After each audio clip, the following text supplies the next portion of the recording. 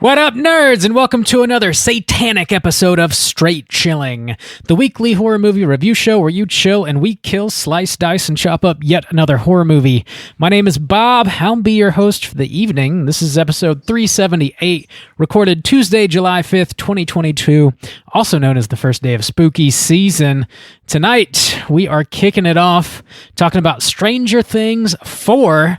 Before we get into it, let me introduce everyone else on the show. First up, calling in from Washington, D.C., we got our boy Randu. What's up? Randu! How do, buddy? How's it going? I do well, and a happy spooky season to you, sir. I know. It's we finally got through, that random day yesterday and can start thinking about spooky season in earnest. Yeah, time to buy all your pumpkins and get to carving. Pumpkins. Yes, sir. We're doing it. Oh, it feels good. It feels right. Feels good. Last but not least, calling in from South Korea, we got our boy Soju. What's up, man? Oh, what up? It's your boy running up that hill, Stains. There's not Bush stains? Bush seems obvious. I don't know. Maybe a little too crass. Yeah, come on. We gotta stay relevant here. Come on. Come on. What am I, an amateur? Yeah. We all are. I am so excited for spooky season. Let it start. Holla, holla. Time for Halloween. Here we go. It's time. It's time. To be bedazzled.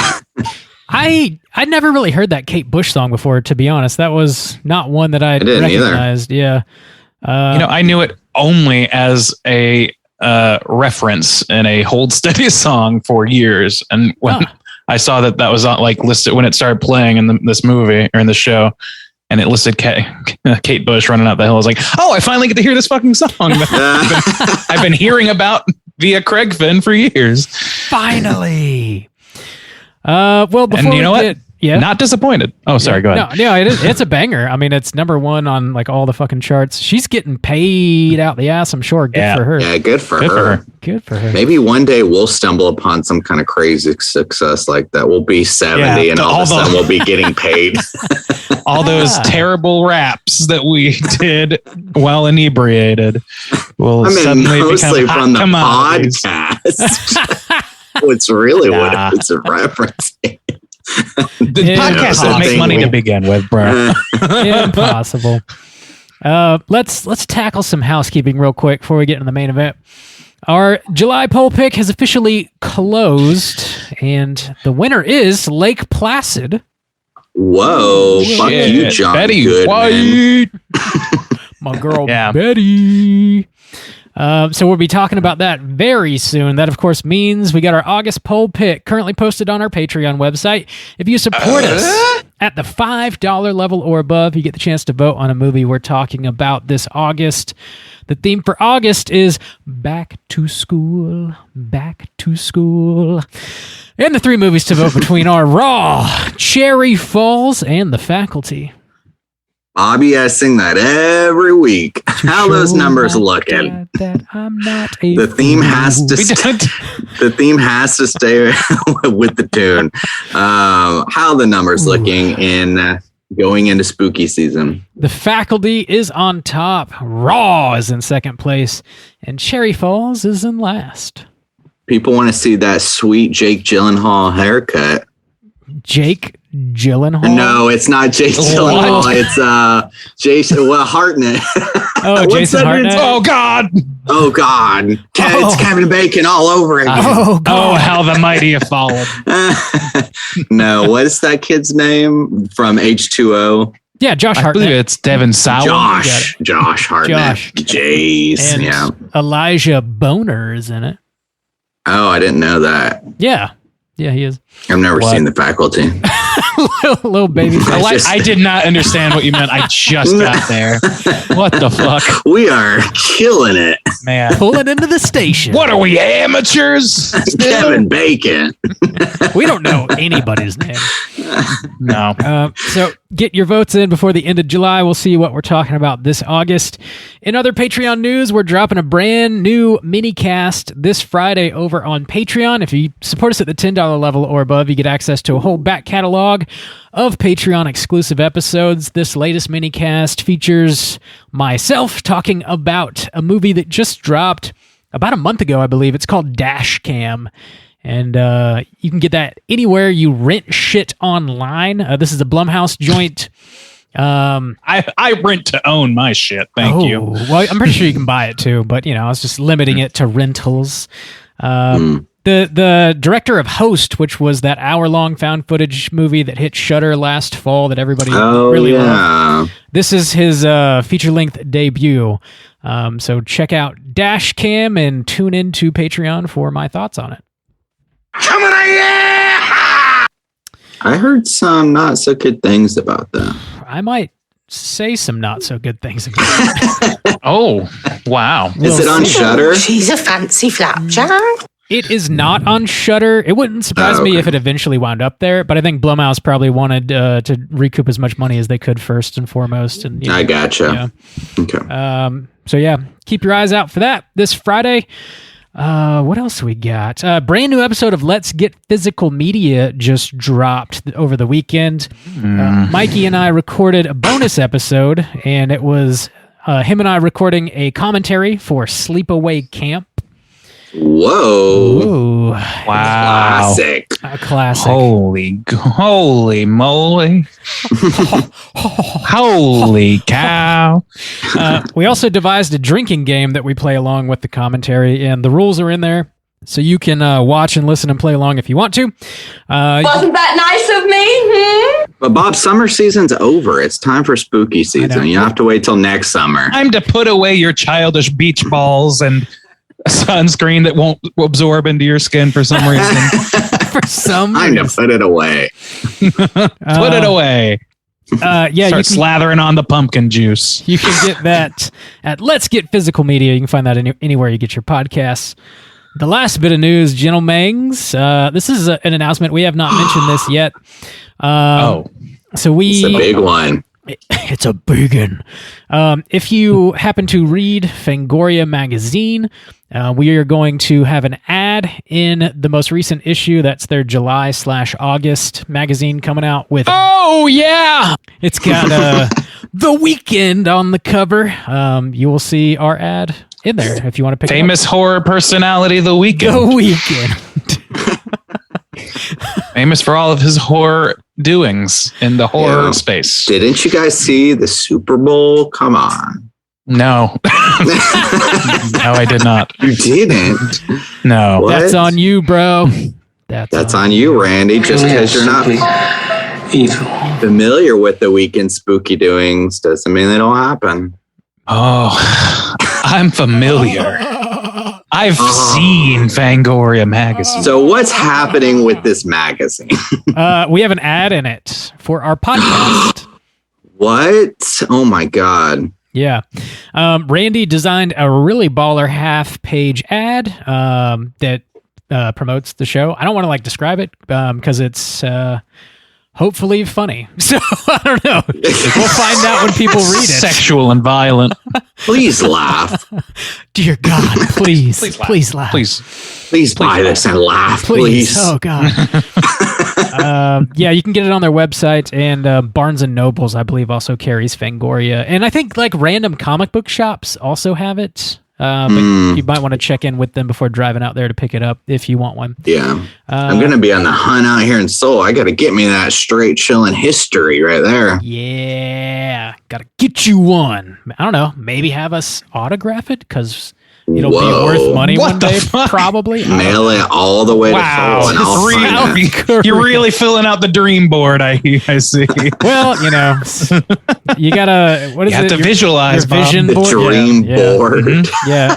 Whatever, right. same thing. You got to collage and put it on your wall, and then that's how you make it happen. That is how it happens. What? If you collage it, it becomes real. It will come. That's what we know. That's just science. If you collage it, we all come. That's all we got for the housekeeping. His house. is clean. All right, let's get into the main event. We're talking about Stranger Things 4, and we're kicking it off with the back of the box. What's on the back of the box?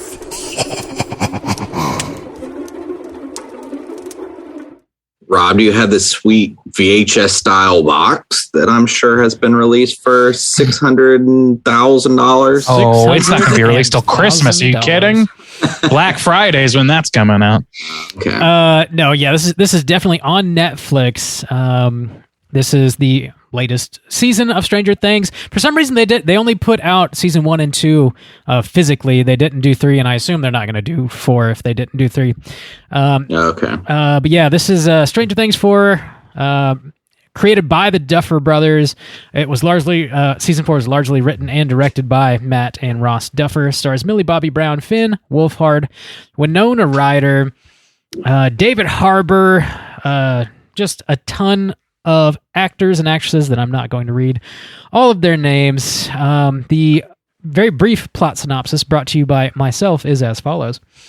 Now split between Russia, California, and Indiana, the gang fights a brand new evil from every angle. New release. That's not creepy. Yeah, I guess it is kind of creepy. New release, first time watch for all of us. Gentlemen, would you recommend people check out Stranger Things 4? Randy, why don't you kick us off? I don't even know how to answer that question. Like, Yeah, it's hard. I feel like if you have enough interest, you're already watching it. Yeah, if you've seen Stranger Things before and you've seen 3 seasons worth and you feel like you're up for another round, sure. Yes. If you somehow saw 3, saw 3 seasons and are still on the fence about 4, I don't, it kind of depends on what you don't like about the other ones. So I guess, how do I answer this? A baffled Randy indeed. I had fun. I'll put it that way. That sounds good. Juice, what about you? Yeah, I mean, this is a pretty underground thing, and I think you should just skip seasons 1, 2, and 3 and just hop right into this one. You know, that's what you need to do. Smart. I agree with that. Damn, these people are confusing. Yeah, Bob, would you recommend people check out season 4 of Stranger Things? Yeah, you know, a project is very underground when you can buy a frozen pizza at Publix with the logo on it. That's how you know. Oh my Lord! And also get a pizza from Domino's with the logo on it at the same time. Oh my Lord! Domino's and Walmart. America's 2 genders. I would recommend people check this out. Generally speaking, I would say if you saw season 3 and disliked it, this is probably not going to correct that at all. It's also just like a massive undertaking because it's like literally 15 hours of viewing. It's just a lot to tackle. But you know, almost everybody has access to Netflix one way or the other. So if you enjoyed what you've seen before, I'd say, yeah, throw it on. It's a good time. Moderate recommendation from the Straight Chilling crew, I guess. Not ominous at all. Not at all. We are going to spoil the entirety of the show, and this is your warning.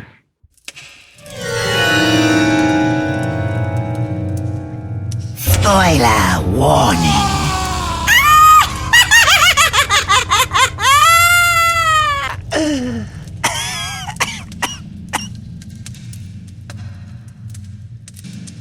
Dear God, Bob, did you try to write a plot synopsis for this? I have it. I did. Oh, You God. poor sad son of a Skip to the end. Never have I wanted you to skip to the end more than I do now. I tried my best to condense this, and this, to be honest, this probably isn't my longest synopsis. Yeah, that was the I know being, that's true. I assume. The B.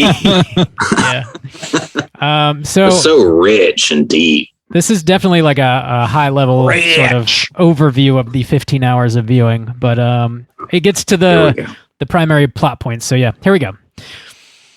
It starts off with a flashback to 1979. It shows little 11 covered in blood in the Hawkins lab surrounded by corpses. We then jump back to present day, which is 1986, and we see Will, Jonathan, Joyce, and 11 all living in California. Mike goes to visit them over spring break. Joyce receives a package from Russia saying Hopper is still alive.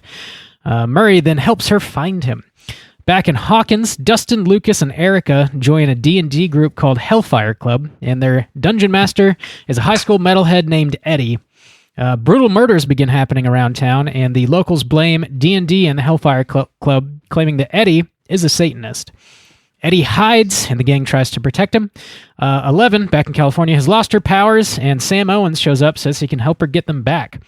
We find out Papa is still alive, and they use a top-secret underground bunker with a deprivation tank to get her powers back by forcing 11 to relive some of her past traumas.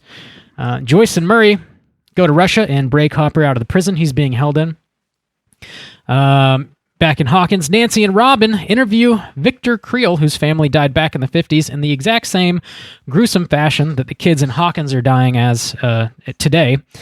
He was blamed for their murders, but it turns out his family were the first to die at the hands of the new big bad by the name of Vecna. As 11 is forced to relive past experiences, we see Vecna was Victor Creel's son, Henry, who had telekinetic powers and killed his own family. Yeah, he was then adopted. Not ominous at all. Not at all. He was then adopted by Papa, who tried to recreate his powers. Henry Creel turns out to be the number 1. And he kills all of the other numbered children back in 1979, which is how the story opens. That's not creepy. And 11 ends up blasting him into the Upside Down, creating Vecna and opening the first gate. In present day, Vecna has killed Chrissy the cheerleader, Fred the assistant paper editor, Patrick the jock, and attempts to kill Max, but the gang saves her with the absolute jam, running up that hill by Kate Bush. Not ominous at all. Oh my God. With every murder, a new gate to the Upside Down opens. The gang in Hawkins deduce a plan to kill Vecna using Max as bait. The military go after 11 in California. She escapes and is picked up by Will, Jonathan, and Argyle, the new friend who's got the pizza delivery van. The military... that's not creepy. They go to a Surfer Boy I am pizza. in torture right now. I have nothing to fight back against these things. They go to a Surfer Boy pizza and put together a sensory deprivation tank so 11 can help Max from a distance. In Russia, Hopper and Joyce and Jim decide to break back into the prison they spent all season trying to get Jim out of to kill some demogorgons and particles the Russians have.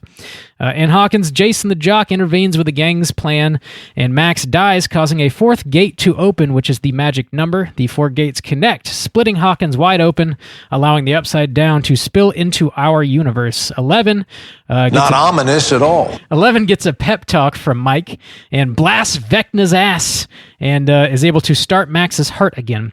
2 days later, Max is in the hospital alive but unresponsive. Eddie has now died. Yeah, that's not creepy. And Hopper, Joyce, Murray, Mike, 11, Jonathan, Will, Dustin, and Lucas are all reunited at Hopper's old cabin. Will says Vecna is still alive. The gang looks out over Hawkins, and the upside-down particles are everywhere. The trees and plants are all dying, and the sky is filled with a big ominous cloud. Roll credits. Not ominous at all. Yeah, that's not creepy. Oh my God, Ominous at Randy. all. That's not creepy. Oh I'm my recreating the feeling of watching the show. I mean, yeah, the bouncing back and forth from like these 3 like mains, 3 storylines. I don't know that I call all 3 of them main, but there are definitely the gang is split in thirds. Yeah. At the end, they're split in thirds. Before that, there's more pieces than that. Yeah. Because you follow Eddie separately, you follow Max separately, you follow Joyce separately, you follow. But they're like on the map in basically 3. Yeah. Yeah. 3 locales map wise, yeah. primarily. And eventually they consolidate into 3 pieces. Except for the detour to Utah. God damn. Yeah, Oh, which yeah. was so unnecessary. I mean, I think let's 2/3 of this show are unnecessary. Yeah, I was gonna say that's good. We're probably gonna repeat that a lot. There's definitely a lot of fluff and a lot of unnecessary stuff in here. I think like obviously Hawkins is the main storyline, and like that's where the majority of the shit goes down. Russia is like wildly unnecessary, entirely unnecessary. I would say.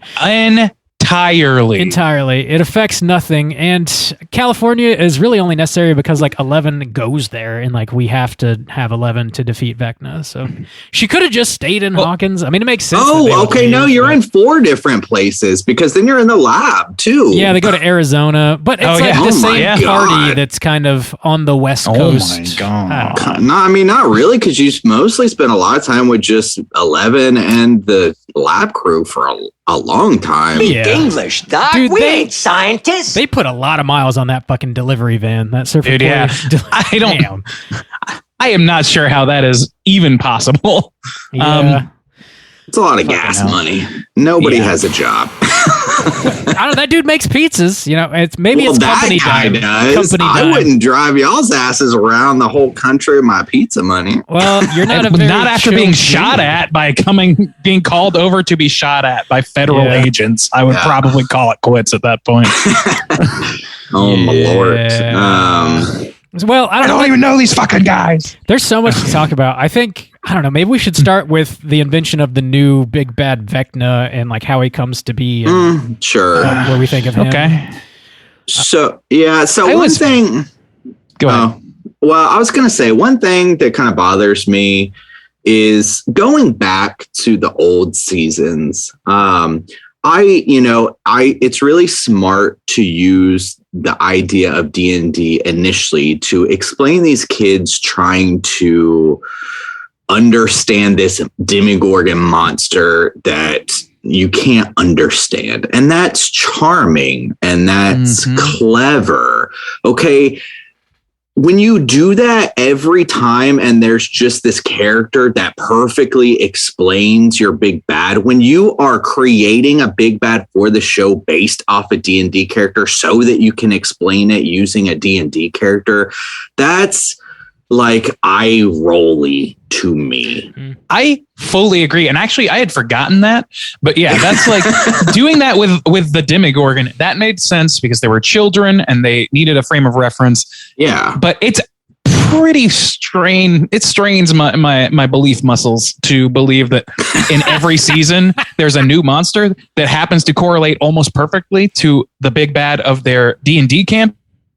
And it's just like, it feels try-hardy, and that's there's a lot there. It feels manufactured, and that's going to be my big complaint with the whole series, really. But really, this season, as much as any season past the first one, really feels more manufactured than the last to me. It's definitely like pulling from D&D, which I don't know really hardly anything about. I don't care that they just like grab a name out of D&D and like apply that to this person.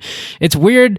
I mean, he's got 3 names. Like, we know who he really is and where he came from, which he's got a lot of backstory, and I'm sure that doesn't line up with the character of Vecna in D&D. So, like, I feel like they're just using what some sort of like common lingo amongst themselves to very quickly apply to this character, because there is a full fucking backstory. Yeah, but it also is always the one that they happen to be battling in their game. Oh, and also the powers happen to match. They're able to not know anything about this character, but explain them completely through a D&D's character's abilities.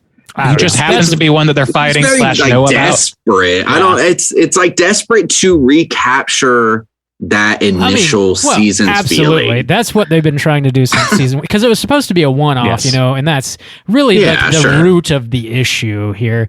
And like I think, I don't know, man, we've covered all previous 3 seasons, and I think we've been like relatively positive to very positive, I would say, on them. For me, this season feels the most like it's spinning its wheels, and like they're really just grabbing everything they can seemingly think of and like cramming it in and feel like trying to make it this big, massive, almost like summer blockbuster of a TV show, which is like kind of cool that it's an event. Like, I don't hate the idea of that, but it just gets so far away from the first season and the second season, even the third season, which was bigger, but it's just the first season was an event. I mean, and that it was an event that was took people by surprise, and there's something to that. I don't want to spend too much time thinking about the other seasons so much because we just don't have the time. But to me, like after recording the season 2 episode that we did, I know I scored that pretty high and I felt pretty good about it at the time. And then like within weeks, I started forgetting like major things about the show. And like, looking back, like I really don't have a lot of memory, or like I don't have a lot of fondness towards that second season. And the third season, I actively pretty much disliked. So for me, this season actually kind of was a return to form, and I feel like a lot of people are feeling that way, but I could be wrong. It's still feels manufactured. I still have a lot of quibbles with it, but overall, like this, it feels like this. They've gotten back to the mystery horror element, and with the exception of the goddamn Russia side plot, they have gotten back to it just being like a sci-fi thriller instead of also a political thriller at the same time. I want to talk about that, and because that is my biggest complaint. And I feel like, Bob, it seems like it is yours too, is the very nature of keeping Hopper around is just like, it's just I loved Hopper as a character. In all the seasons, he was probably one of my favorite characters for all of them. And in this one, he really he should not be here. It undercuts everything they set up. And on top of that, they don't have anything valuable for him to do. Yeah. At the end, they have to make up a reason why him doing what he's doing in Russia counts for anything. It doesn't really. And it really doesn't seem like it does. Even their made up reason doesn't. I know. Yeah. Let me pitch you guys. I was thinking about this. Oh, sorry, Bob. I'll come back to it. I was just going to say, I was definitely not on board with keeping Hopper alive. They gave him a really beautiful send-off, and I was like, it sucks that he's gone because he's a great character, but they did it in the right way, and they bring him back in season 4, and I was willing to roll with it and be like, well, if they can justify bringing him back because he really contributes majorly to the plot or affects something in a major way, cool. No big deal. I love the character anyway, so I like watching him on screen. But he just doesn't do dick. It really doesn't matter at all. And it's a waste of 4 hours of our time. Well, dude, I know. It's already a bloated show, right? This season. Yeah. And they're going to tack on a much more. And I know that people are going to argue that, that frees them up for season 5 and maybe it'll be worth it in season 5. And I just feel like the time I've sunk into making him a viable member of the crew again is not worth it. And it just, more than that, just completely undercuts itself from previous seasons. Also, a lot of what this season does hurts the story and consistency of the other seasons. So one thing I did, I went back and listened to our episodes on season 2 and 3 because it has been some time. And I wanted to get our thoughts at the time coming fresh off those shows. And one of the big things we had with season 3 is we were like, why are the Russians in Hawkins building a portal in Hawkins? And they explain it a little bit in the show, or so we referenced in our episode, of them saying Hawkins is the only place where this happens. It's the only place we can open a portal. We still don't know why they're opening a portal, but it at least explains why they're doing it in Hawkins, because that's the only place. How do they have a smoke monster and a lab full of demigorgons in Russia? How do they have those? That's a great question, man. brought them back somehow. I don't know. I really don't know. Because they brought in the cartoon Russians in season 3, and I have to justify that decision with a whole season-long arc that undercuts the much stronger decision of having Hopper die a heroic death. Okay, let me pitch you guys this, because I was thinking about this earlier. I was like, this is alternate universe Stranger Things season 4, where they keep Hopper dead, right? Okay, so you have this situation where, okay, you need something for Joyce to do. You need something for all these characters to do or whatever. They're in California. Are we going to get to see Brett Gelman or Murray or whatever? Are we going to get to see that?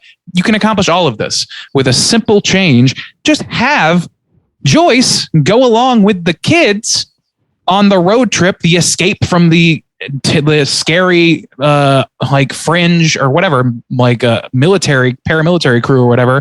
Have them all escape together and go to Murray for help instead of Dustin's girlfriend, the off-screen character primarily, and have this whole horrible, not funny Utah segment that just, God, was just a bloat.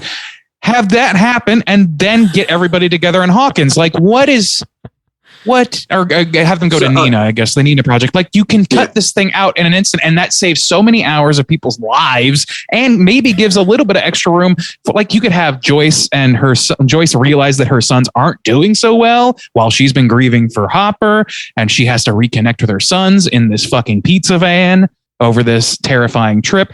There's an arc there. There's not an arc, man, in bringing Hopper back. It actually actively disrupts the arcs of previous seasons, like Justin said.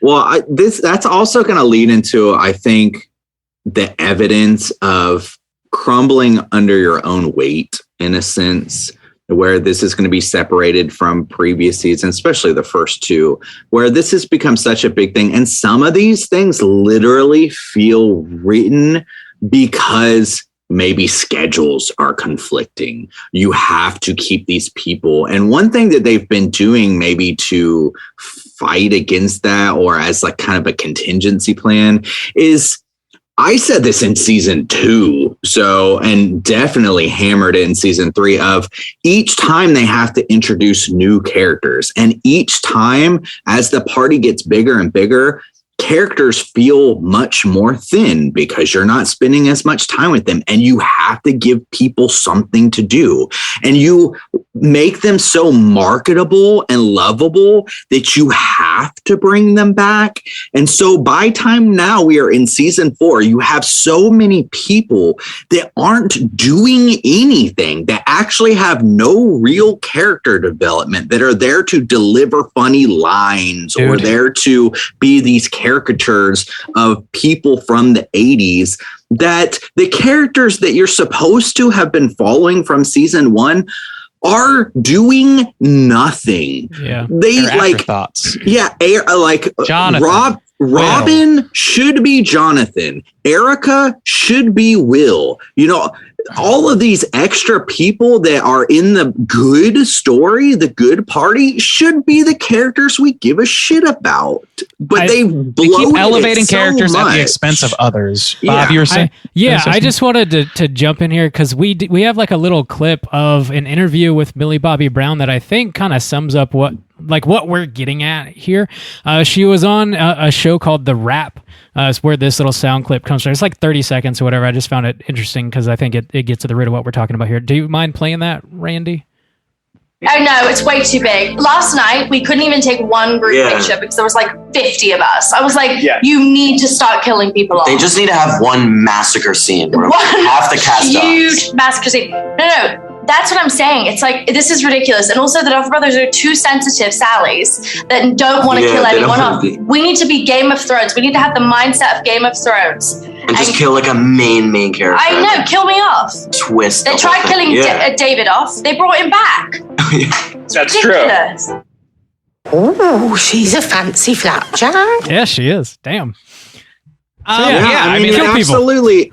Well, okay, so here's where it comes from is, while there's good things in this season, it has never felt more like a money-making machine. And where I have the biggest beef is where I waited an extra month or something to get this finale that does not fucking end. I can't tell you how goddamn pissed I was when I finished those 2 episodes that are 4 hours long. I was like, you motherfuckers. You know, you said there's you alluded reason. to that. You alluded to that, and I actually thought it was going to be way worse than it was. There was this moment towards the end of the last episode where it, like, the fight with Vecna was still going on. Like I forget exactly what moment it was, but there was this big moment, and they had a black cut to black moment, and I thought, oh my god, if this is the end of the episode, then me and Justin are going to be just screaming for 2 hours. But fortunately, it wasn't quite. I don't think it was like I understand what you're saying, and I agree. Like I don't want a season 5. I really don't want it. I didn't want a season 4. Really, I'm pleased that it was better than I anticipated. But like it's to me, I really have to actively not think very hard to enjoy this, which is something that you can do. Like there's something to be said about something that is just pure entertainment or whatever. And I can get behind it to some extent, except that it also feels kind of manufactured. So some of the joy is just sapped out of it for me. And a lot of that comes from the like endless longevity of the thing. It just needs like the sprawl of it that we already talked about, and then like the absolute length of everything they didn't need to go to fucking Russia. They didn't need to undercut Hopper. They didn't need to do all those things. And like, it's just too much, man. I think we do need to touch on some positives because we're almost halfway through here and we haven't done that at all. Oh wow. Okay. So there's, I want to get back to Vecna a little bit. I think Vecna is a cool big bad that sort of like does eventually reunite everybody. Unfortunately, it just takes like 15 hours to reunite everybody. But I think season 5 is going to have the whole gang back together again, actually fighting the one big bad, which is really what the show needs to be anyways. It's what it started as. I think like the creation of Vecna was interesting and how he is tied directly to 11. If it weren't for her, he wouldn't be.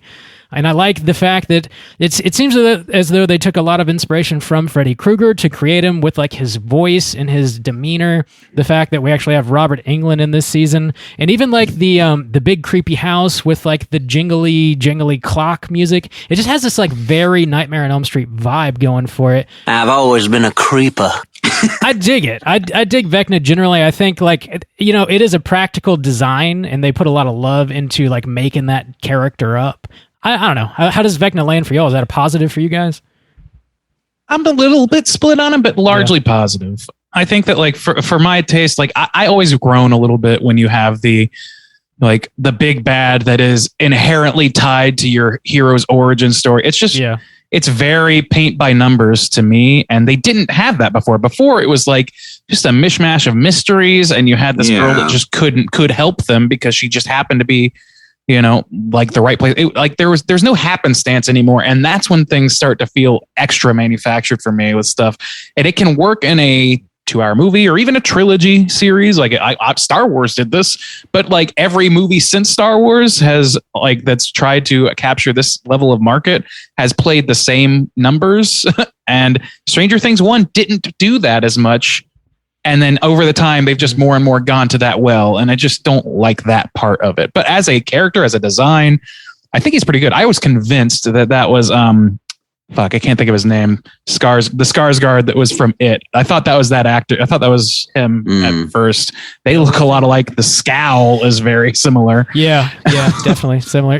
Juice. So the introduction, or like, I guess elements surrounding Vecna, again, I think go back and hurt old stories and all. I hated the scene of him walking through the upside down when it's nothing, because it alludes that then he created an upside down Hawkins. How are you going to create that motherfucker's guitar? Like, I don't like that. I like the mystery element of there's just this dark alternate universe that has all of our shit. Not that some dude's walking around a rocky wasteland collecting demogorgons and making people's houses. I did not get that from it at all, man. I thought he got blasted into the upside down. Like it was already there, but he got thrown. But it was a separate universe. He explicitly says that there is nothing but beauty and blah blah blah. And there's no scene. There's a whole scene where he's walking through a rocky wasteland. It's like when he sees the mind flare, when he starts to like collect the mind flare. But that doesn't mean that nothing exists anywhere. You know, it's like the whole world. Maybe. Right? I mean, okay, upside down. I guess that's up for interpretation, but I kind of edge towards what Juice was saying. What bothers me about that though is that like I was pretty okay with him being like a human with powers who was cast out into this alternate universe and who got there and like aligned himself with the ultimate villain of the Mind Flayer, this unknowable, ununderstandable creature.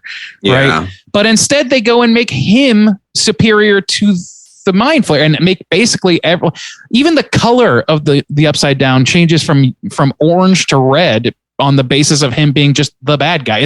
It's like, I don't know. Suddenly we have a Ganondorf in this fucking thing. And I'm not like, to me, it's like over-explaining just as a process of needing more material to make money. I agree with that point. It is. Is there something that you guys did enjoy you'd like to bring up? I do.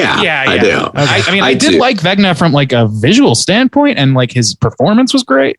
I like the horror element that he brought. So this one was a lot more brutal. You know, the kids being possessed in a sense and their bodies twisting and then being led, their eyes like busting out and shit. That was really fucked up. A little too fucked up for a kids show, because a lot of people are posting on Slack, oh, my kids are loving this. And I'm like, man, I mean, people's bodies twisting around and their shit, eyes and their pop. eyes blowing out. That might be makes a little his too own much mother's eyes pop. Yeah, that might be a little too much for 11-year-old. I mean, I'm not trying to clutch my pearls over here. I mean, if you're 11-year-old, a little Sally or whatever. I don't know. 11, I think. Sensitive Sally. Yeah, that's what it was. Yeah. So sensitive Sally. Never heard that before. Yeah, I know. We're not British. Come on. Yeah, that's not creepy. Randy can be. Yeah, I don't. One thing I will say I really like. I was listening back to season 3 episode, and we were saying like, man, they just didn't give Lucas anything to do.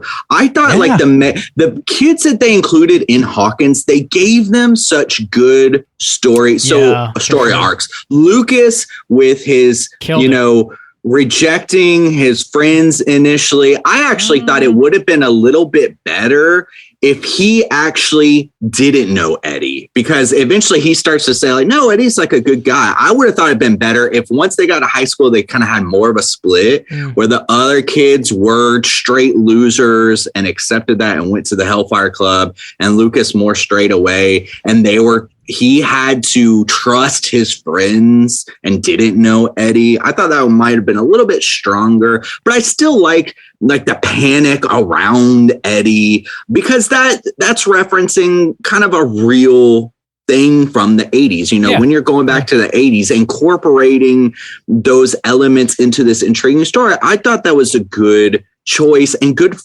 for our characters' development, to be starting to become adults, go your own way, but to know your friends, to trust them, to go defend them and stuff. I like those elements. I thought that was good storytelling. I wasn't so I thought Lucas was like underutilized for a majority, until maybe the last few episodes, until he really reconnected with the group. I felt like he was underused again, really? And I was afraid he was going to be suffering the same fate, but they brought it around okay. I would do it. Since you brought up Eddie, though, I want to say, like, as far as new characters go, definitely my favorite new character of this season, and maybe my favorite additional character of the whole series. I thought he was fucking great, and I think that he's dead. The way they say, yeah, well, no, I think that's fine though. That's what one and done is the way to go, man. I just don't need.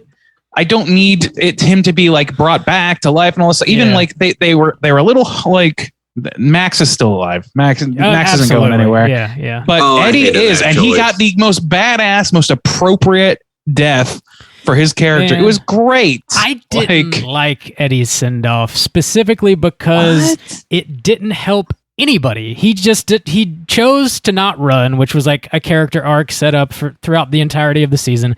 But him choosing to go back into the Upside Down and distract the bats like really didn't help anybody, and they all died like a second after he did. Okay, I mean, yes, to some extent that last part is true, but I liked that he didn't know that. Like, to me, it was like, from a narrative perspective, I see what you're saying, but from a character arc perspective, it all made perfect sense. He was maintaining the distraction and not allowing those things to enter the real world by drawing them away from that hole. If one had gotten into the trailer and kind of gotten into where Dustin was, and it threatened Dustin and it threatened the world, that certainly would have That's what I was worried about. At least we would have gotten to his head of like, no, not Dustin or not the world. It really I can't let this happen. It really felt like he just was tired of retreating and not actually sacrificing himself to help another person. It felt more about him just being tired of running away, I guess. That was definitely part of it. Yeah, I know. I mean, that was his whole arc. And to me, it's like, whether or not I don't know. His sacrifice didn't seem to really affect much of anything. To me, it was a heroic end to a character that ultimately was heroic, and the idea that he is still loathed in the community and stuff like that. I love that. I know that's hard to stomach as somebody who loves the character, but that is the ultimate curse of being who he was, and I feel like it was a strong ending for him for that reason. So why I like it or what it's good is what I think most of the characters who are introduced, or if they're going to kill a character, what it should serve. And it goes back to a big problem, but this was a good element of it, is it helped in the development of the characters we should care about. You know, seeing, and the kid who does Dustin, he kills it. He does. I love the good thing about Eddie. I loved, again, the element. It made this rift between Lucas and, Dustin and Mike. And that was good. It also kind of created this little rift between Steve and Dustin. Okay. But it also just, the way that Dustin plays off looking up to this guy, his goofy little smile when he sees him do his wacky antics, that was heartfelt. And that's what a lot of this show is missing. These moments of these kids, they in the first season were so endearing and so precious to watch them go through this trial. And we have just gotten more and more away from like these kids that should be growing up, and having Dustin find his role model, who he says is the only person who is nice to him coming into high school and accepts him for being a complete loser. That's what's good about it. And that's what all of these new characters that they introduce should be servicing to. Because even Max's story was much better this season than it ever has been. And her connection with Lucas and them growing up together was fantastic. And I'm like, why do you have to wait 2 seasons to make a character matter? Damn. They had to give her a pathos, and it had to be more than just like the big bad also happens to be my brother. And like that sort of thing. Yeah, I agree. Like she was finally utilized in a really great way, I think. And that actress got to flex some good chops, I think. Mm-hmm. I think that was pretty well done. I didn't like them bringing back Matthew Modine. Who? The Papa.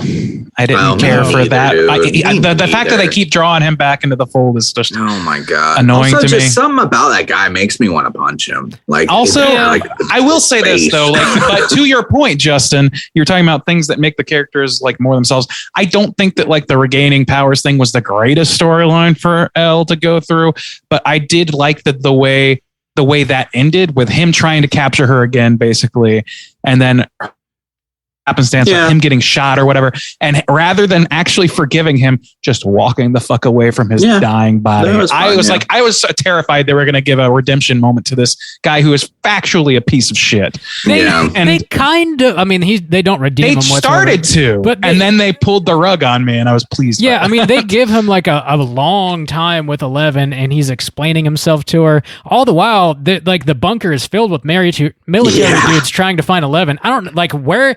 They were talking to the chopper and lose contact. Like, wouldn't they come outside and see what's going on? I don't know. It bothered me that they gave him way too much time to like explain himself. She should have just immediately got in the van and they should have hauled ass.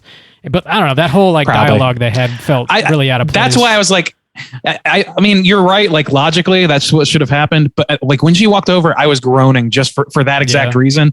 I was like, oh my God. And now they're going to give this guy a pass for being like the ultimate piece of shit father figure. And then they just don't. And she just goes like, he goes, please forgive me. Say you forgive me. And she's like, bye. I was pretty pleased with that. I was like, okay, well, it doesn't make logical sense, but I'm glad we got one more like proof positive, fuck this guy moment. Yeah. And this, to go back to the positives, this is where I'm conflicted because there is a very good story here in Hawkins. There's very good elements in Hawkins. Everything else that takes place outside of Hawkins, I don't like and is filler. And that's a lot. California, Russia, and most of the lab elements, which again, I think go back and hurt some of the older storylines when you have, there are these a bunch of kids. That one girl, I know that it's like one of the lowest moments in the whole series of season 2 where they find this other girl, but she had completely different powers. She made like visions or something. It was like some X-Men. You're talking about like the X-Men girls? Like, yeah, dude, everybody hates that episode. I'm one of the few people that thought it was fun and enjoyed myself with that. And even like, it bothers me to no end that they're having to basically retcon whatever that was. I have no idea who those kids are supposed to be, because apparently every other child was murdered by Vecna. So who are those kids now? Well, it was just one girl who led this gang of misfits, but she was. I thought they were all from the lab. It was just one of them. Just one girl. Number 8. I misremembered that. But she had completely different powers, and in this one, all of them are just telekinetic. Yeah. So I'm like, well, that kind of sucks. Yeah, it kind of does. They just fully retcon that. And I understand logically where they're like, nobody's going to miss this except for old Randy. Yeah. Sitting here I just want it to make sense. And that's what I mean when I say, like, you just can't think about this show too hard. I just want it to make sense. I just wanted it to make sense. That's a good clip. You need to get it for yourself, right? Yeah. I just wanted to make sense. I thought damn, these people are confusing. There were a handful of like other really solid moments. Speaking of Eddie, like him ripping Master of Puppets to distract the bats. That was the best part. Yeah. Serious, maybe. Dude, running up that hill. Dude, I know. That was Max, that episode. The needle drops were killer in this season. Is really what it was. They killed it. And the original music was fantastic as well. And the remixing with it. Yeah, they did a great job using Kate Bush and in the soundtrack, the OST. Yeah. So one thing I like, it really made me going back to the music, Kate Bush, when they first used it and she's actually listened to it and she's mourning Billy, but the song kind of connects to her feelings and she takes it off and it's actually integrated in the show. I was like, oh, hell yeah. That was used so good. And it kept making me think of that Fear Street from last year where I was like, God damn, these people just do not know how to use music. And you just don't play it back to back to back to back. To say, see, here's the year we're living in. They used it so well. And then again, to make it relevant with the Vecna thing, now where I was kind of irritated is when they brought it back for the big epic, just as a background music. And I was like, oh, guys, you kind of killed some of that goodwill. I guess that didn't bother me so much. I thought it was strong still. It didn't. That one didn't bother me. But. I enjoyed the group of the jocks like going around trying to find Eddie, even though they're like a little bit too like pumped up, I guess. But I don't know. All of that ultimately culminating in like one of their own being killed on the lake. I thought that was a really intense scene where the kids swim out after Eddie on the boat and gets lifted up, and I thought that was a badass sequence. And then also in the end, specifically where Lucas ends up having to fist fight Jason to try and save Max, and when he steps on the damn tape player and like breaks Kate Bush, dude, that moment is like soul crushing because like you actually think like Max, they're gonna kill off a major character for real, and like the stakes are so high. And then they just don't do it again. And if they weren't softy boys or whatever. They just keep doing that shit. There's a couple sequences in this season too where like Steve gets really fucked up by the Democrats and you're worried for him. And then the next episode, he's just completely okay. And I never once actually feared for Steve dying. Really? He's too popular. I really thought Steve was... I thought he's too popular and too reliable. And I thought he was the one.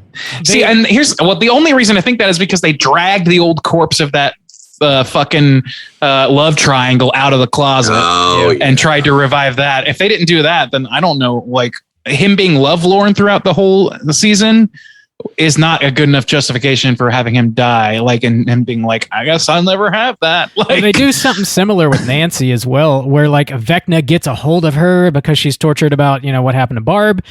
And the episode ends on a cliffhanger. That's like I think that is episode 7. And then the beginning of episode 8, Vecna shows her a bunch of fucked up stuff and just says, tell 11 what you saw, and just lets her go. Just lets her walk. Oh, yeah. And it's like, why the fuck? Also, that's a really good point, Bob, because the whole plan revolves around Four gates. Max putting herself up like as bait when Nancy was already taken. Dude, they could have done a rug pull there, but honestly, like I mean, I don't know. The thing is, like at that point, we would be filling in the gaps of that. 11 knows. Like you're telekinetic. You can tell 11. You're reaching people from another dimension. Yeah. What are you talking about? Tell 11. I just wish you're gonna die, clown. They set up all these like really meaningful moments. And it's very rare that they follow them completely through. And and ultimately it leaves the show feeling a little bit hollow. And they've fallen into that Walking Dead trope. Spinning your wheels. Yeah, where like they're spinning their wheels and characters are labeled untouchable, and we know that as an audience now, and it just takes the stakes of the show and demolishes them. Which at makes least it less Walking fun. Dead killed people. Eventually it did, yeah. Leave Hopper dead, kill Max for real, and you've got yourself a show with stakes again. And the thing is, like, it's now being reported, at least I didn't know this until today, that season 5 will be the last season, they're saying. Mm-hmm. So that is a relief to me, because it would be so easy for them to just keep dragging this thing out every year, Walking Dead style. I think it's getting obvious that some of the kids, especially the ones who have gotten bigger, like Millie Bobby Brown and Finn, like I assume that's why they gave that motherfucker nothing to do. He just doesn't seem, that character has become nothing. Yeah, his whole arc is being able to say I love you, and I don't. Dude, oh my god! I know we're trying to do positives, and that scene where like Millie Bobby 11 is just getting her ass handed to her, and we think everybody's gonna get like fucking annihilated. And then all Mike has to, Will is like, remember, Mike, you're the heart, which is cringe as fuck.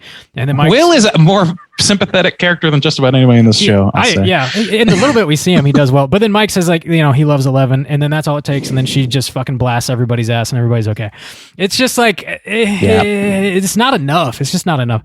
And Will, speaking of these kids looking crazy old, Will is like 6'5" with a bowl cut. Like, I know. That poor motherfucker. I read somewhere that he asked to have a different haircut, and they said no. You fucking bastards. No, you're 13 and you like it. Like, I don't know, man. Or 15. I will not forgive them for making that poor child wear a fucking bowl cut this late into the game. Yeah, he didn't have a whole hell of a lot to do, and they try to like with the whole painting reveal at the end where it's their party and he's Mike is leading them with the heart on the shield or whatever. It just like felt kind of hollow, man. I don't know, like just very forced. I think so, he had to have some moment, right? He had to have something. You're right, but I was like really sympathetic to him, obviously being unrequitedly in love with Mike, and they didn't outwardly say that because I guess there's not enough political will to make that happen until next season, probably. Yeah. But for whatever reason, like I was into that where he was like, I feel disconnected. I haven't really been connected to this guy who is like I'm clearly in love with, and I don't know like how to both be good to him as a friend and also take care of myself. Mm-hmm. And also I was once taken into hell and now have a piece of hell living in my body for some reason. So I've got problems and him and his brother having problems for as little as they actually accomplish their little microcosmic stories individually work okay for me. Mike's doesn't. It just doesn't work for me. It rings kind of hollow for sure. What other characters have we? How do you guys feel about Murray? I love Murray as a character. I wish he was like I said, if I could rewrite the show to the way I described earlier, it would have taken care of all this. He would have been in 1, maybe 2 episodes, and then we would have gotten our Murray fill. I would have gotten my Brett Gelman fix. I love that guy, and we would have been on our way. We would have cut out this fucking dog shit Utah side mission. And we also would have had Joyce with her kids, reconnecting with her kids after a huge grief thing that has clearly rocked them, all of them.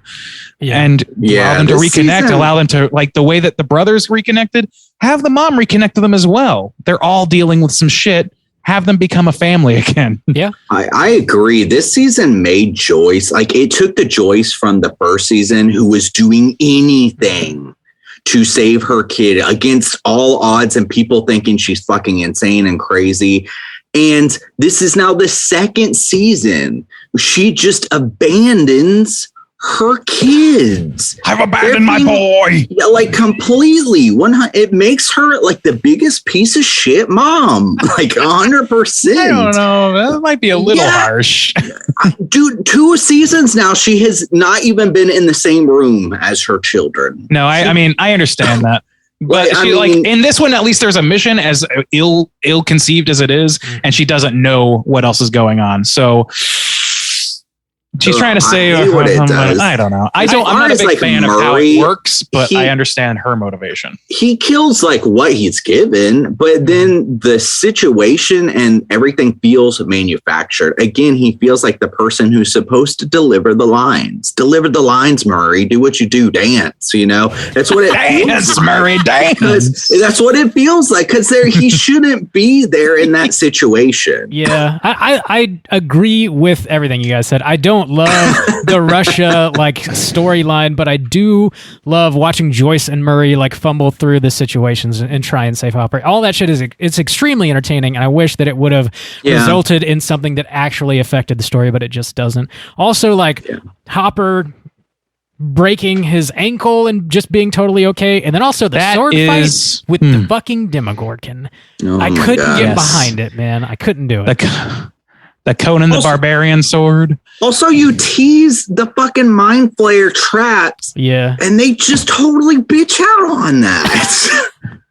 They totally, it just absorbed into the Demogorgon. I didn't understand what they meant with particles that whole time, too. I was confused. Why did it just go into side Demogorgon? I don't know. Why? It doesn't make sense, man.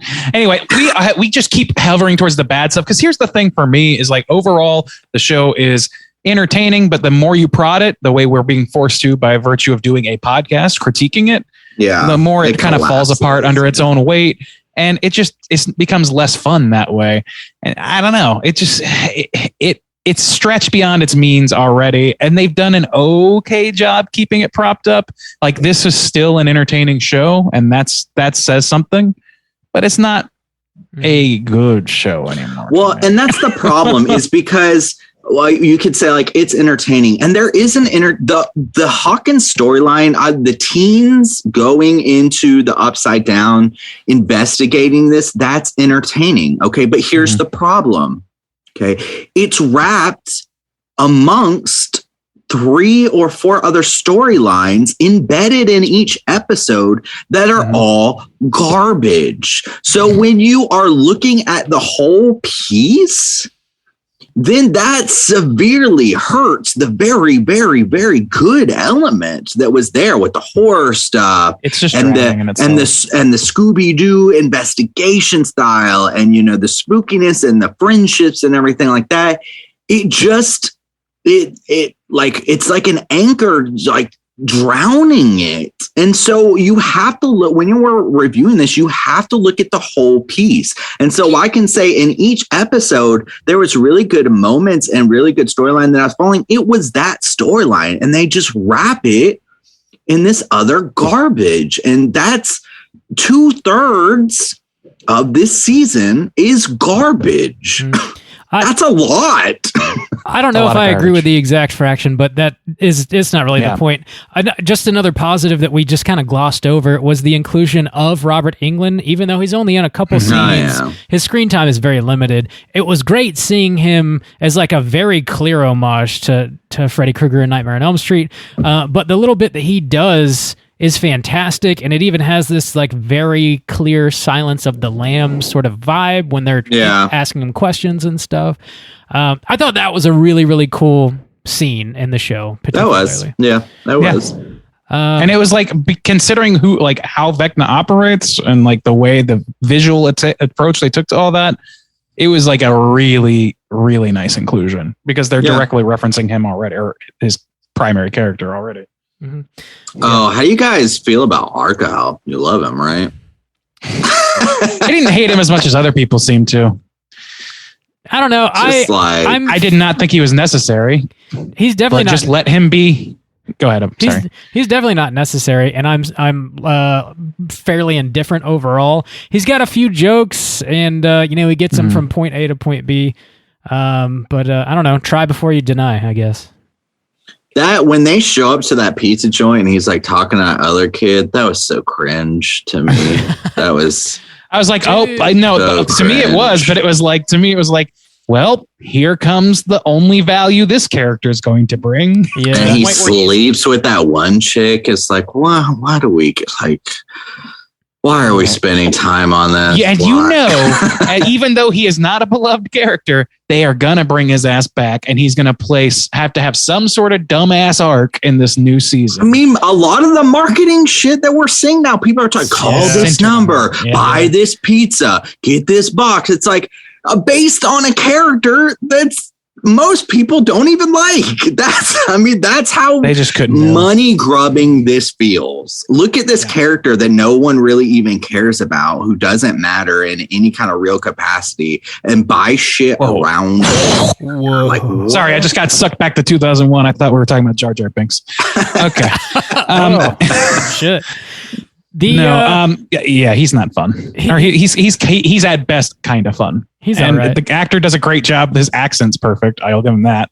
But yeah, like just begging for a purpose. That character. I feel like he was a slight Die Hard nod, but Argyle being the driver of the crew, basically, is the limo driver. Definitely.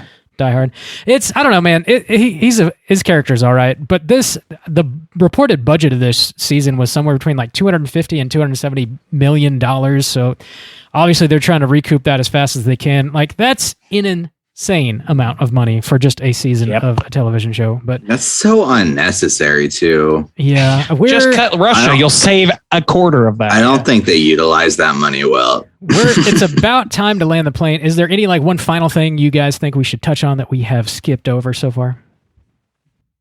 No. All right. Well, we've said everything. Well, I don't know. We could go on and on. I know. Let's go ahead and rate this thing. Out of 5, let's go ahead and let Juice kick us off. How do you feel about Stranger Things 4? It's bloated.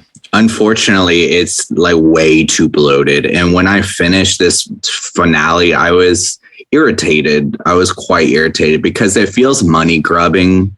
It feels like pandering a lot of the time, which is unfortunate because let me do say that through the main watch, before I got to the crazy ending or whatever, I was surprised and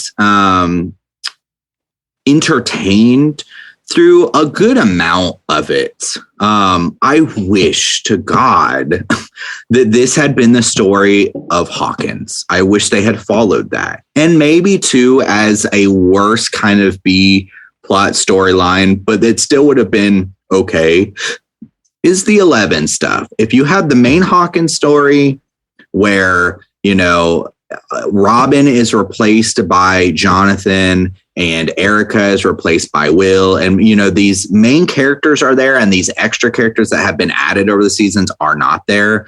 That works. It doesn't make Joyce a terrible mom, and 11 can go still do her thing. And that makes it concise. And then that makes it a very, very, very good season because that's the element that has all the horror stuff in it. That is good.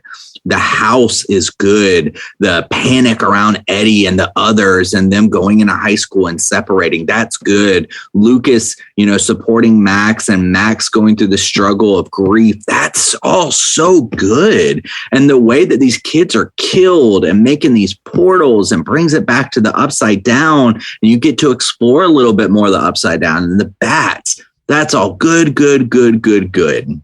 Unfortunately, that's not what they did. And in between those really good moments, I have to go to like rock bottom moments of kids driving around in a van over and over again. Russia. They like constantly interrupting the good. It's like I can't even get my momentum going before they want to like undercut it. And that's so frustrating. So I do want to state that there is such a good story here that's just bogged down by people who are just crumbling under their own weight of how big this has gotten, how big these actors are starting to get, schedules and stuff like that. they're not working well under that pressure. And that's unfortunate because they did have a core of a good story. Overall, with that in mind, I'm going to give this this is on like a Stranger Things scale, but I'm going to give it a 3.5. The horror elements and the characters I love, Dustin had great moments. Lucas had great moments. Steve had great moments. Going back to the upside down stuff, that was good, but everything else, it just kind of shits on the good. And I'm like, so bummed about that. But yeah, 3.5 for me. Bob, Stranger Things 4. How do you feel? Yeah, the first 7 episodes or the, volume 1 of this season, it definitely had some inconsistencies and some things that bothered me. But overall, I was very entertained with it, and I was along for the ride and enjoying myself.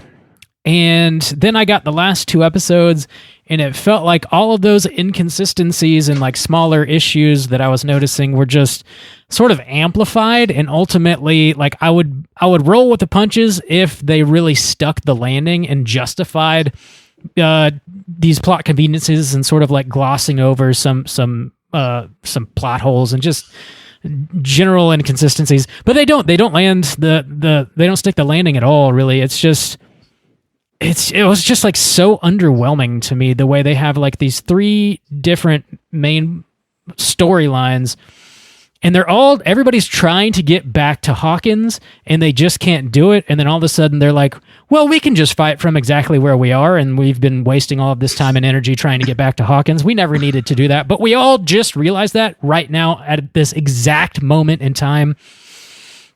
And then it turns out that like 11 saves the day, and like nobody else really needed to do much of anything other than give her a little bit of a pep talk. It just feels like everybody's trying to do so much to help the situation, and at the end of the day, none of it fucking mattered at all, really. I mean, we just needed 11 to get her powers back and to have some confidence, and that was about it. I love seeing Hopper. I mean, he's a great character, and he does have this monologue when he's in prison where he talks a little bit more about losing his daughter and why that was, and it was a very heartfelt moment. And I was like, damn, they're like actually building Hopper's character out more. I was like, maybe they are keeping him around for something at the end of the season, or that's just really gonna like justify bringing him back. And then we get the sword fight, and it's just nothing. They go back to the prison that he spends the whole season trying to get out of. It's just like kind of nonsense. I love the inclusion of the Satanic Panic. That shit is like fucking spot on. Having Eddie as the dungeon master, and him rocking fucking Master of Puppets. I love all that shit. That's fantastic. It sucks to have sort of fully realize that like, nah, the stakes are just too low, and we're gonna backtrack as much as we feel like, just because we have to keep the story going. It's fun though. If you just want to watch some popcorn bullshit and not really think too much about it, it is definitely fun. It is certainly way the fuck too long though. I think I'll grade this, like Justin said, on a bit of a curved Stranger Things scale, and come in with a 3.5 as well. Randy, how do you feel about Stranger Things 4? Jeez, well, I think this is a fun season. It might be my second favorite season. That might be a recency bias talking. We'll see in time. But I loved that they added the horror elements into this. Like after season 3, which is still like very much heartfelt hatred towards that season, because you want to talk about feeling manufactured. I was feeling that in season 3 way more. It felt way manufactured to have like these fucking like mall montages and shit. It's just like that was pandering as fuck to me. And this season doesn't do that as much, but it panders at least to things that I am interested in, like Freddy Krueger and shit like that. Like it adds all these elements that ultimately I could have done without any of these extra seasons. But if we're going to do this, I was happy to see some of that stuff, but not all. And yeah, I agree. Like, I think that of all the subplots, Russia is the one that is so easy to excise and so easy from undercutting the previous seasons to just remove it. Seems like an just an unshakable mistake to me. Like there's just no reason for that to have happened. Even if they give Hopper something incredible to do in this next season, I just watched hours of him in this fucking snowy tundra, like defying the laws of physics, finding swords, walking around, running around on a fucking ripped Achilles tendon.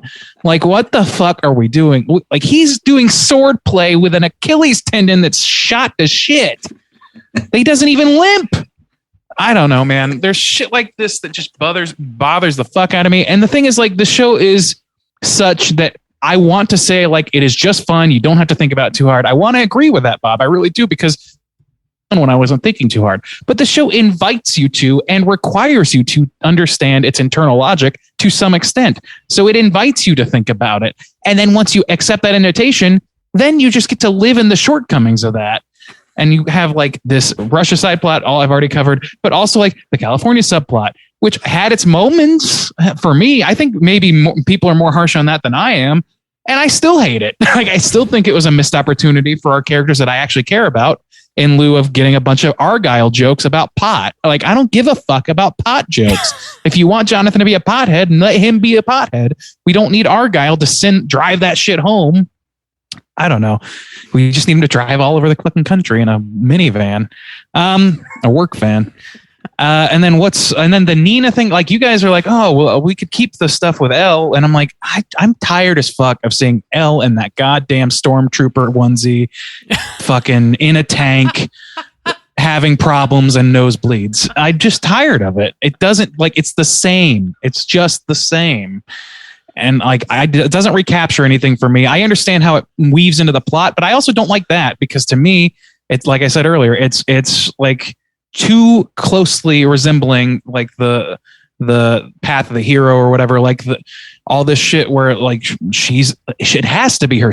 Now she's like the chosen one, and she's also the person who created the big bad guy that caused all of this and created the Upside Down. She's intrinsically tied to everything in the fucking show on a ground level. And to me, that packs way less of a wallop than just a scared little girl with powers who's been abused for a while and has to get over it, and has to create her own way and be protected by these people that care about her now.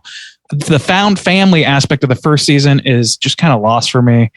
And it feels like so many people are spinning their wheels. So many characters are spinning their wheels. I don't know. To me, I could complain about it all day. But I want to like drive it home that I did enjoy this show. I did enjoy the season.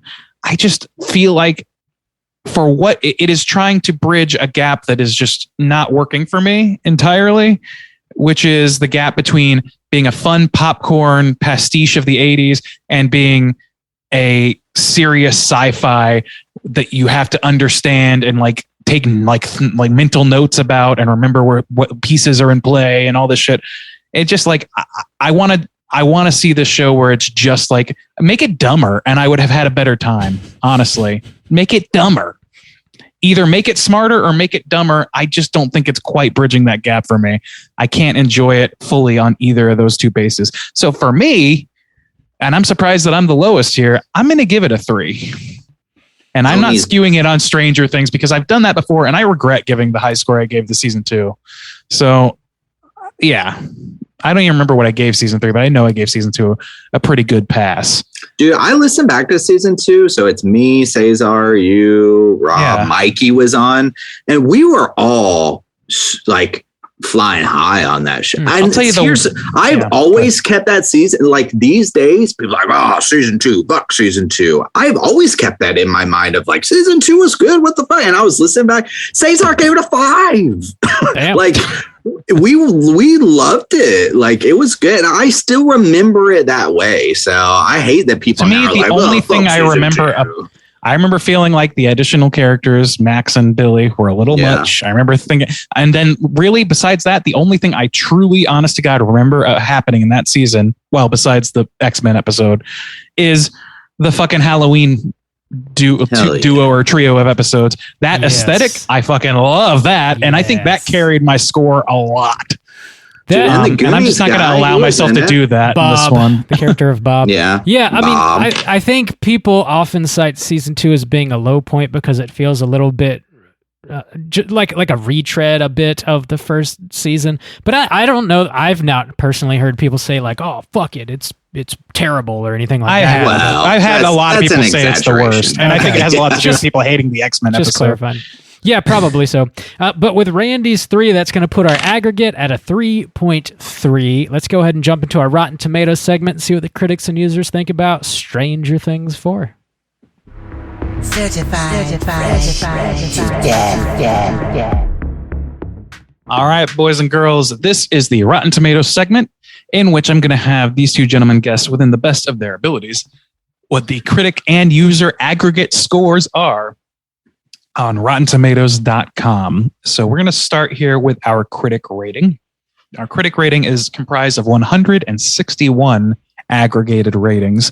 So I'm going to start with Bob, I believe, today. And Bob, where do you think that the aggregate score falls? What percentage are positive of those 161? I feel like we're on the low side of this here. I think I've seen almost exclusively like rave reviews for this, like people saying it's their favorite season. It's fucking incredible. Like, I think we're definitely probably more harsh on it than most. So I'm going to go pretty high. I'm going to go with a 90. 90. Okay. Juice, how about you? I mostly agree because I see even in our own Slack, but 90 is such a high. I don't. But it is love. People love the shit out of this. People are buying pizzas and goddamn. People are buying. You don't have to try hard to sell people pizzas. That's a good point. They're really pushing that pineapple prerogative, but I agree that I think it is going to be high. I think 90 is a scotch too high, so I'll take $1 down and 89 it. Ooh, just to be safe. Right. Well, I got news for you guys. There is a ring-a-ding-ding right here in this room right now. Juice, you could have talked yourself out of it, but you just took away the ring-a-ding. It's 89%. Oh, 89%. $1 down, ring-a-ding. That's some bullshit right there. That's that bullshit. Thanks for setting me up, Bob. Ooh, you set me up. I'll knock him down, my guy. Fucking pineapple prerogative over here. Oh, man. Son of a bitch. Yep. 89% certified fresh, 161 reviews. All right, Juice, since you're riding high right now, why don't we jump it over to the audience score and let you take a crack at that? It's 2,240 user ratings. Okay.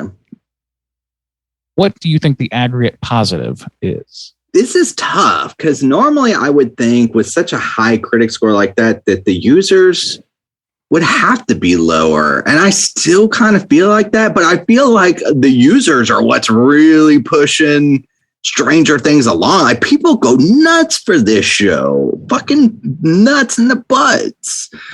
But I mean, 89. I'll drop it like a scotch. And say 85. Okay, 85. Bob, how about you? Where are you at with it? I'm going to $1 up with an 86. Project style. Project. Never let me down. Style. All right. Well, no ring-a-ding this time, but the $1 approach is just going to be the new standard, I guess. Bob, you're going to take this one 89% again. 89 double down? Oh my God. Here, boys. The daily double. Holy shit. The daily double. That's super rare. Yeah. I don't know if I've ever seen the same score back to back. Dude, unless it's like one review each or something. If we ever review a movie that's got the double 69s, that's the end of the show. We got to retire. Oh my God. We got to cancel. We got to get the double ringy. We're going to go into hiding. Double 69. What if that? Going to go live at a hermit shack in the woods. We'll open a portal to the upside down. We would explode. So here's the critics' consensus. Darker and denser than its predecessor, Stranger Things' 4th chapter sets the stage for the show's final season in typically binge-worthy fashion. So there you go. While you're looking at some other, look for a negative, Randy. I'm going to look, though, and see how this 89 is very high. I'm curious how it compares to the other ones. Yeah. So I mean, I know that I regret my scores for all but the first one. I'm pretty sure, because like I feel like even with the third one, which I really didn't enjoy and really have not great memories of, at least it was like unique or whatever. But still, like even that, I feel like I was overly kind to, on the basis that I really like the property in general.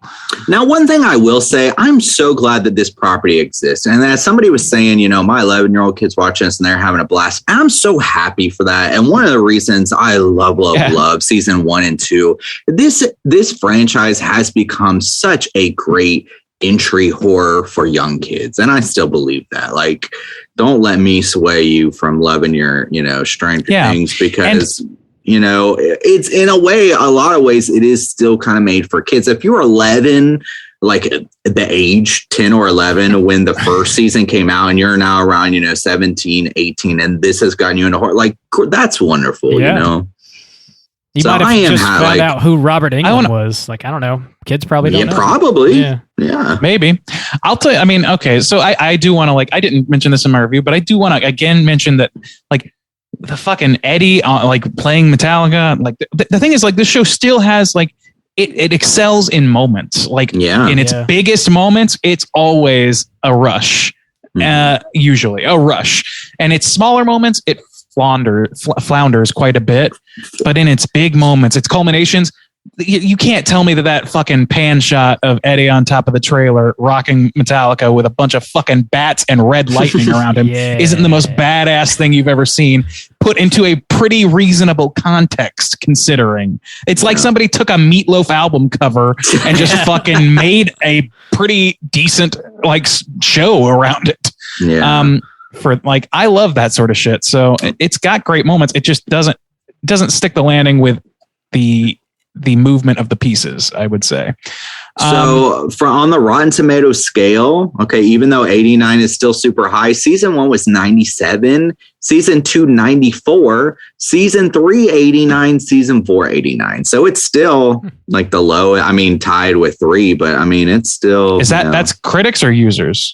That's overall, so probably critics. I'd have to say it just gives me. Yeah, I think they give you critics usually. Season 1 was 96 from the users. Season 2 was 90 from the users. Season 3 was 86. So from the users, season 3 has the lowest with an 86.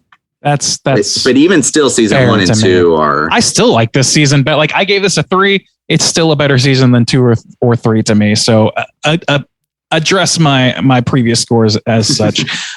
So here are some negative reviews. I'm going to start with a negative critic review because I thought it was kind of good. The whole experience felt like being forced to eat every menu item from the Cheesecake Factory over the course of a day. Lots of deliciousness, some things you never wanted, and the whole experience leaving you feeling nothing but bloated. That's pretty on point. That's good. Yeah. That's good. That's Alan Sepinwall from Rolling Stone. And then here's a user review. This show is horrible. It has one okay season, and people that claim it's still of any value are most likely brain damaged. Half star. Damn. Pretty fucking harsh, guy. Brutal. Yeah. And then there was one other one. Let me find this one because this was great too. I tolerated SU cliche once again appeared in TV shows. I don't know what that's referencing. I tolerated biased views on Zinbao Island. I don't know what that is either. But propaganda on Hawaiian fucking pizza is tasty. What the fuck is wrong with you, you piece of shit? Wow. Half star. Dude, Hawaiian pizza is tasty. I never got people's knock on it. Me either. I don't eat pork, but like I'll eat like jalapeno and pineapple. And I think that works. It's not what I want every time, but yeah, I'm down with it for sure. People are like too fucking diehards a Christmas movie about that whole thing. Who gives a shit? Try like before it or you don't. deny. Anyway, that's our Rotten Tomatoes segment. Overly long, but there it is. We're not doing trivia just because it's all the trivia is lumped in from all 4 seasons, and I was like, nah, dog, I'm not going to try and cherry pick. Let's talk about our Cooter of the week. Straight chillin'.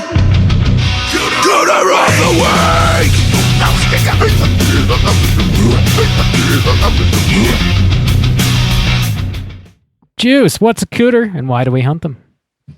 Cooter is a character type and a straight chilling exclusive. Cooter must hit 3 of these 5 points to be considered a cooter, and we want the cooter with the most points. The 5 points of cooterdom are sexual deviance, manipulation, smug arrogance, overall look and attire, and overall patheticness. Boys, do we have a cooter in Stranger Things?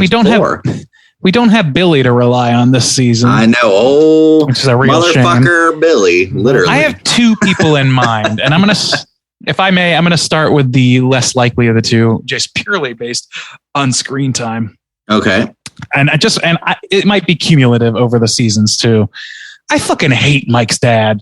Like, he is the most useless fucking character in the show. Did he get any screen time this season? He got like 4 lines. And they were all like purely designed to make everyone hate him, and it worked. It worked really well. He's so apathetic in like at best apathetic, at worst just like extremely snarky to these like teenagers. Like, dude, oh yeah, fucking hell opens up. That's right. Hell opens up in this fucking small town, and his reaction is to watch TV and be like, well, the pundits are at it again. It's like, God damn. So will nothing shake you? So what you're saying is that Mike's mom should have banged Billy, is what you're saying. No, well, one cooter for another? No, thank you. Maybe she has terrible taste in men. Apparently she has terrible taste in men. Yeah. Anyway, but yeah, I don't have a lot of like strong points on the guy besides just being like a loathsome little worm throughout the whole series. Yeah. Nobody even gives a shit about him. Nobody gives a shit about him. Not his wife, not his kids. What about that basketball player? What's his name? Jason? Jason. He was my second choice. Yes. Okay. So Jason Voorhees, let's talk about him. He's smug as... Yeah, he's smug. I would say he's pathetic. He sees his friend fly into the air and twist about, and he like still won't give anyone the benefit of the doubt. Like, he's just a rage guy. Like, that's his whole thing. Is like he's thinly veiled rage, entitlement, and like it's pathetic to me how little he knows his girlfriend, to the point where she's like going through some shit.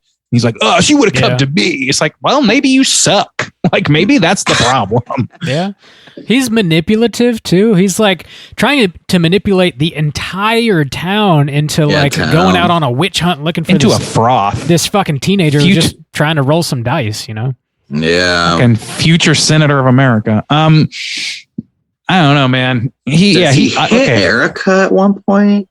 I thought they like his lackey does. Oh, okay. I was gonna say if he beat up on a little girl, god damn. Like his lackey does on his command, and he does intimidate the fuck out of Nancy at that gun store. Oh yeah, that's true. And he also crashes a band practice and beats the shit out of like the other crew members. Yeah, that's right. D&D squad. Yeah, I think he gets everything but attire. He's just dressed like a jock. I don't know.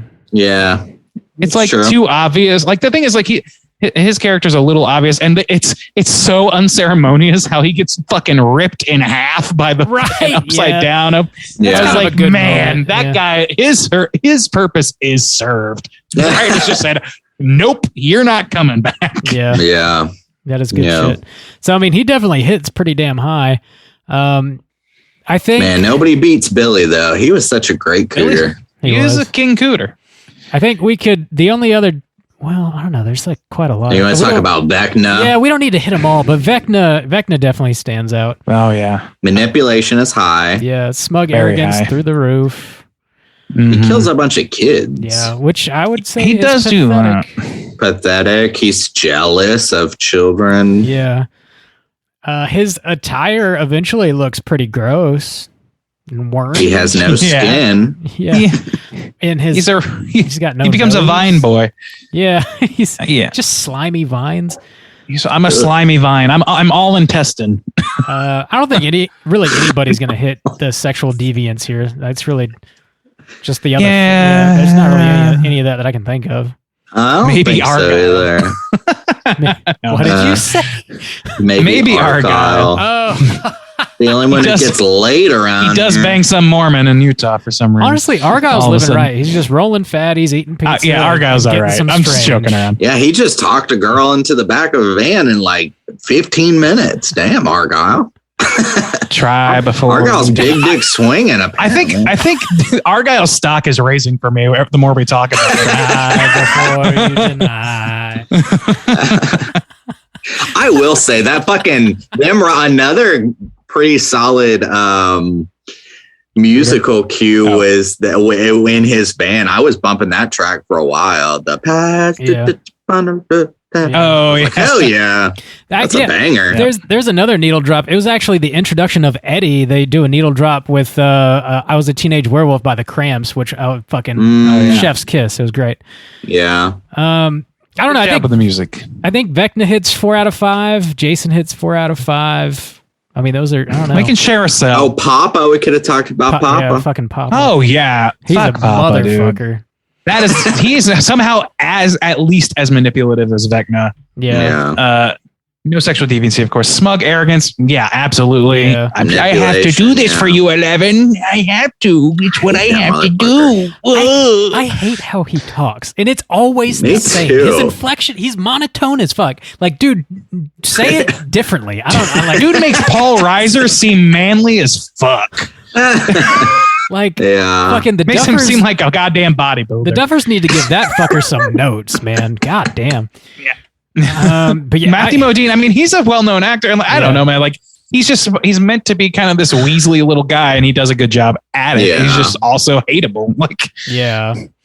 I don't know. Ugh. I don't know. Anyways. Yeah, I mean, I think he's going to hit all 4 as well. Like, well, I don't know. Looking attire. He's dapper. Fine. Yeah, he's dressed fine. He's a good looking yeah. dress there. Yeah. Ooh, got a lot of cooters. Yeah, I think Drowning in cooters. We got him. Jason and Vecna are going to be taking the cake. Yeah, it's got to be. Yeah. Yeah. They're going to be bunkmates. You still can't beat Billy, though. No. Nope. He's my fave. Nope. Billy's in solitary for life. Yeah. These two are just bunkmates in the old Cooter prison. Yeah. The Cooter gulag. All right. Lock them up. We got him. Lock him up. Throw away the key. Gentlemen, let's let our hair down, kick back, and relax. Talk about what we've been watching this week. Hey, gang, what you been watching? Randu, what you been watching? Quite a bit. I took a few plane rides this week, so I had a little bit of time to watch some stuff. Yeah, so I watched a few episodes of the show Catching Killers, which I believe one or both of you have brought up before. Yeah. A couple episodes on the Happy Face Killer and then one on the Green River Killer. It's a pretty okay show.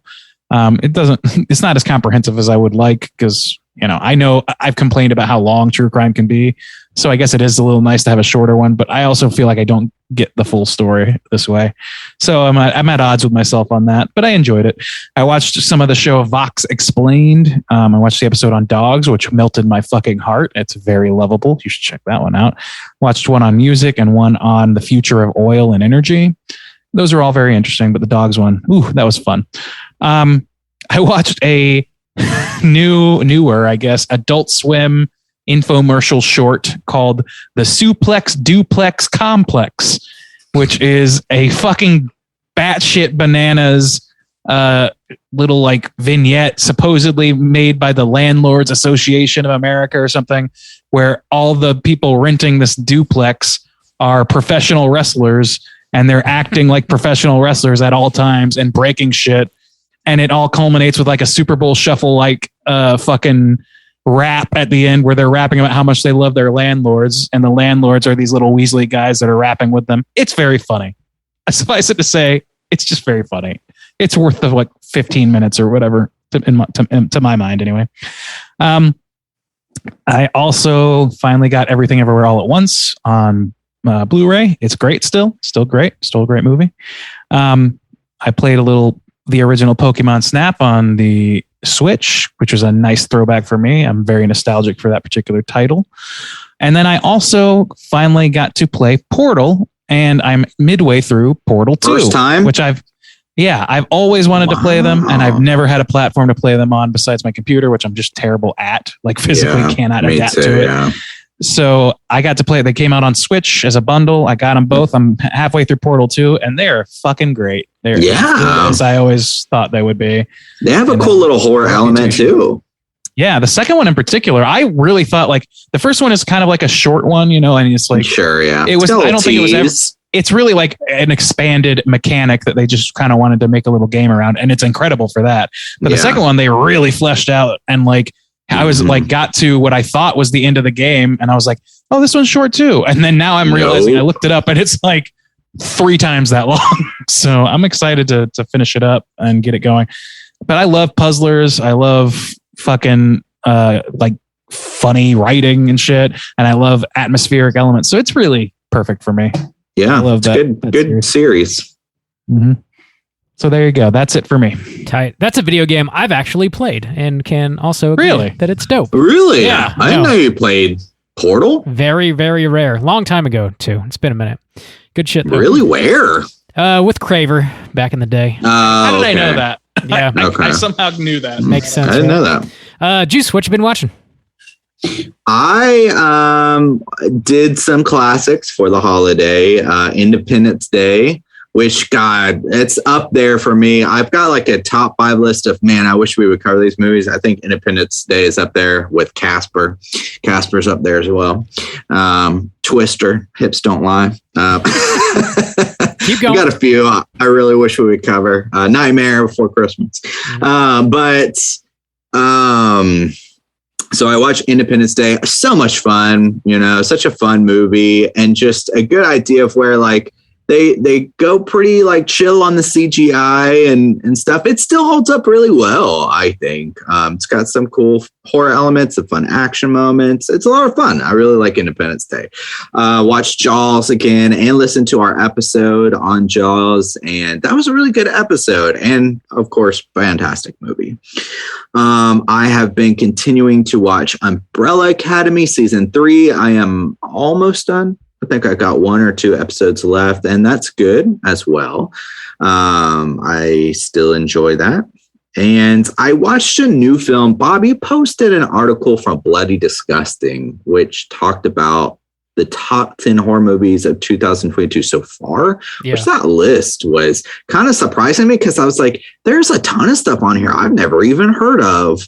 And some of the choices were questionable. One, The Sadness was on there, and You Won't Be Alone was not on there. So I was like, okay, I need to be a little skeptical of this.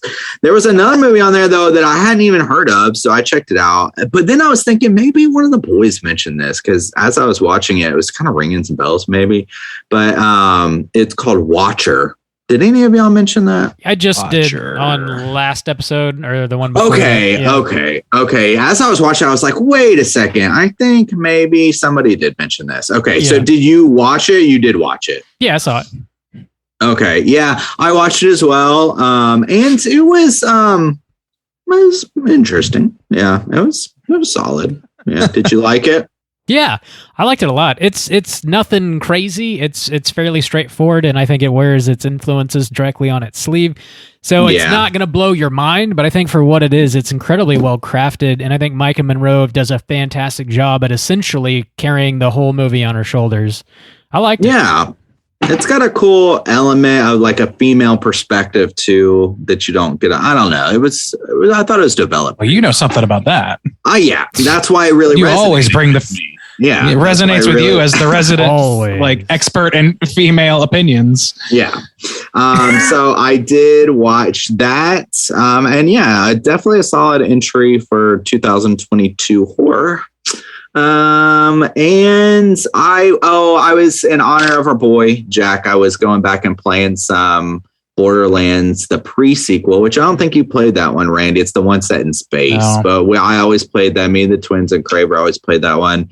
And that one, I went back to that one because it's very atmospheric. So you're in space, and a lot of the color and like set designs and stuff, they have like these old retro propaganda posters, but they're set in space. So almost kind of think of like Starship Troopers, but they use these beautiful like space blues and purples and stuff. So it's just really the music's really spacey and atmospheric. So I was just kind of in that mood. So I was playing that one, and it's it definitely kind of like compared to Borderlands 2, it doesn't quite live up, but it's still good. You know, it's used all the same mechanics and stuff, and I like the atmosphere. So been rocking that a little bit. But yeah, that's all I've been watching and doing. Bo Bear, what have you been watching this week? Spring break forever. Spring break. No, it's spooky season. True. Yeah, I know you've been watching that because you brought that bump to the table.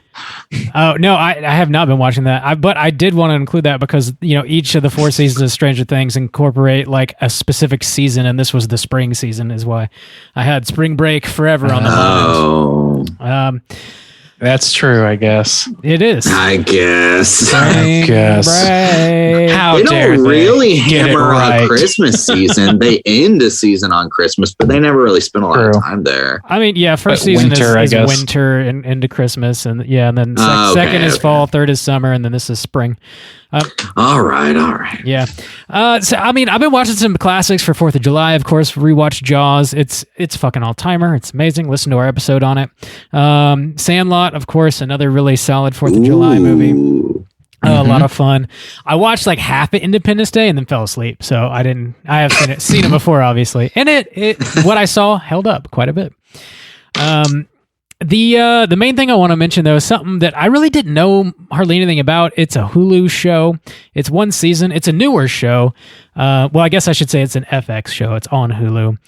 But it's called The Bear. 1 season. It's got 8 episodes, and it's about this guy who he's like a top tier chef. He's literally a chef in the best restaurant in the world, and he's from Chicago, and his family has a family operated restaurant in Chicago, and his brother owns and operates it, and he passes away and leaves the restaurant to our main character, and he goes home. He quits his job at the best restaurant in the world, goes home to run this mom and pop shop.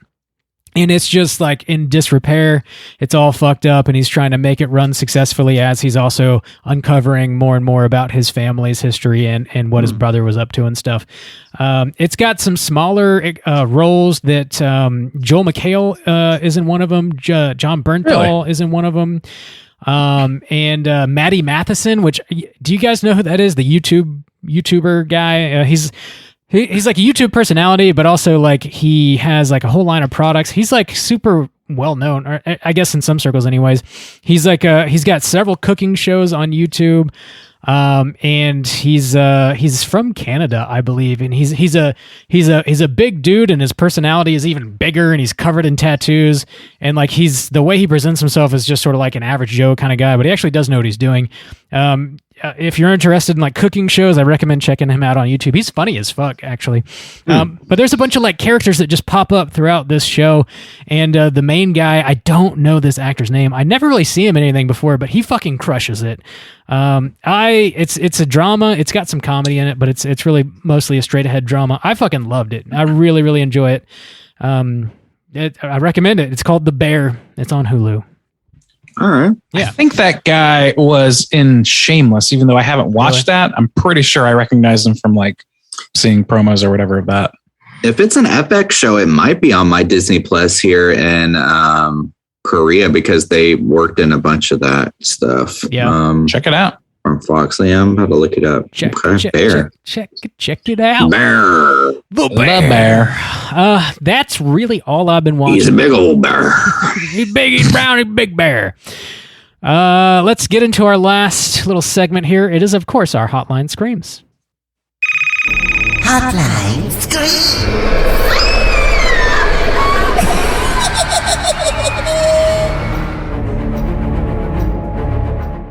He's Big Bear. He's iron tough. He's Big Bear. If you guys want to call in and leave us a voicemail to be featured on next week's show, hit us up at 904-638-3231. We've got 2 voicemails this week. First up, we are going to hear from Putin himself. Oh. Mr. Poot! This is Supreme Leader Vladimir Putin, calling from Moscow. I just got done listening to the Threads episode. The fuck, guys. How dare you try to put Russia in the Cooter jail? Guess who's going to go to literal jail if they ever show their faces in Russia again? Goddamn right, I'm canceling my Patreon subscription. You guys really broke my heart today. Unbelievable. Guys, I think that was Arnold Schwarzenegger. Right. Definitely a spot on Russian accent there. I love that he assumes that we've been to Russia before and says if we ever come again. Come back He doesn't again. assume. The KGB knows. Yeah, you're right. As we've seen on Stranger Things, they're always listening. Mm-hmm. Well, we're sorry to lose you, Pootie, but we're not sorry to lose you, Pootie. Rudy Poo Candy Ass. That's what we call him. That's his last name, right? Take that, KGB. Candy Ass. It's a Russian surname. Rudy Poot. Anyway. I can't with this. This is cracking me up. Rudy Poot. Thanks for calling, I guess. I don't really know. Yeah. Call again next week, Rudy. Yeah. Such a butch. Rudy Poot. Rudy Poot. Our boy. That's just how we speak here at Straight Chillin'. Yeah. Good luck ever understanding us. It's so the We will KGB can't butcher track us down. anything. We call Josh Hartnett Jake Gyllenhaal. You just have to know. Vladimir Putin, Rudy Poot. Rudy Poot. You just gotta understand what we're talking about. Last but not least, we're gonna hear from our boy Donnie Darko. Let's hear what he has to say. Whoa. Hi, trying to reach the Straight Chillin' podcast. This is Donnie Darko calling, frequent listener, few-time caller, and on and off patron.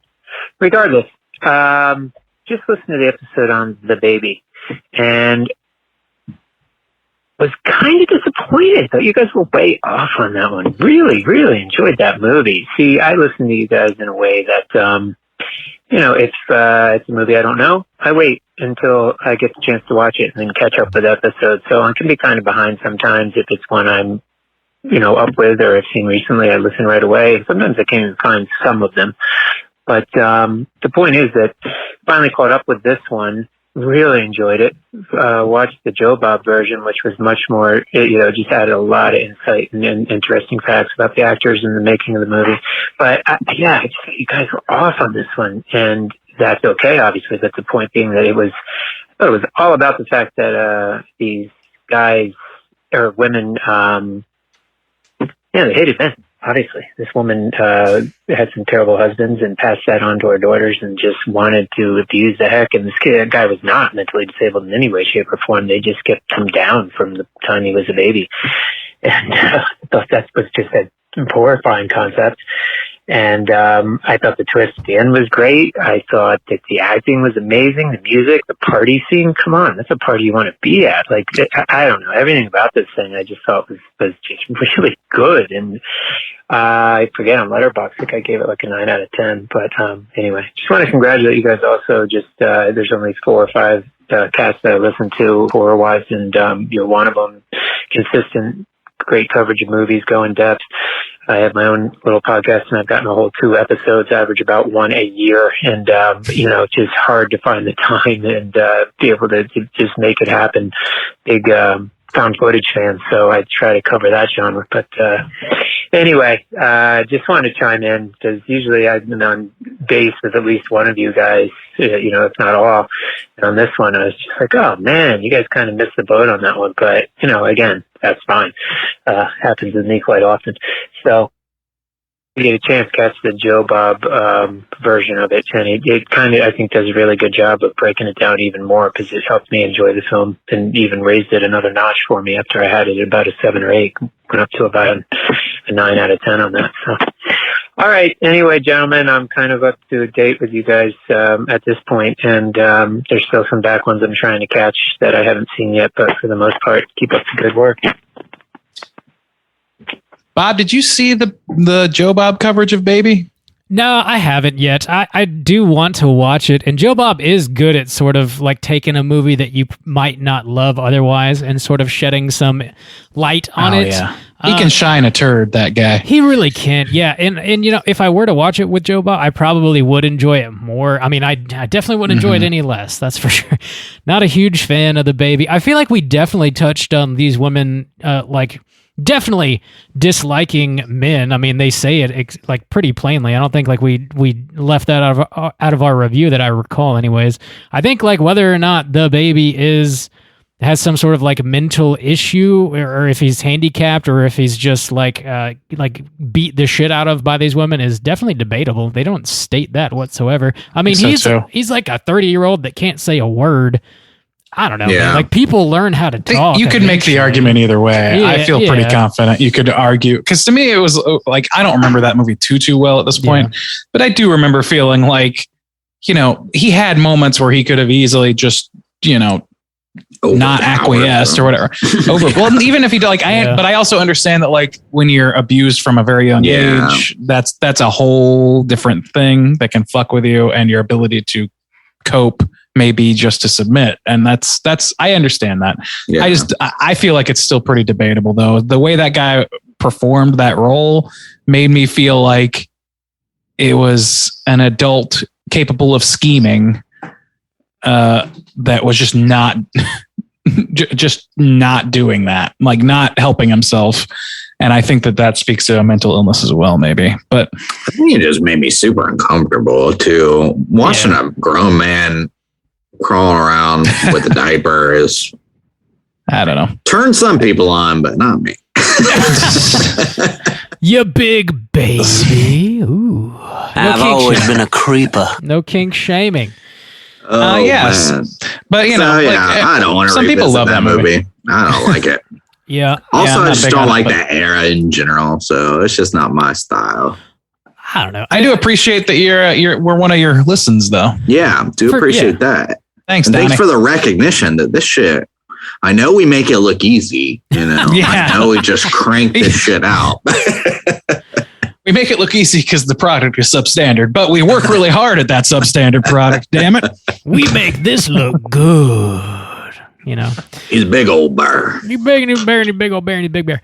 I'll definitely go back and check out the Joe Bob interstitials at least for that movie. And I don't know, like I'm definitely not against that era. I mean, it's the 70s. There's a shitload of classic horror movies in the 70s, but I don't know, that specific vibe of the like psychosexual sort of thriller is, I think we've, covered it extensively, I should say, on this show. That exclusively. I don't think any of us love that necessarily, that subgenre, but I don't know. Yeah, I'll go back and check it out, man. Maybe we missed some shit. I do like a good Uncle Leo movie, though.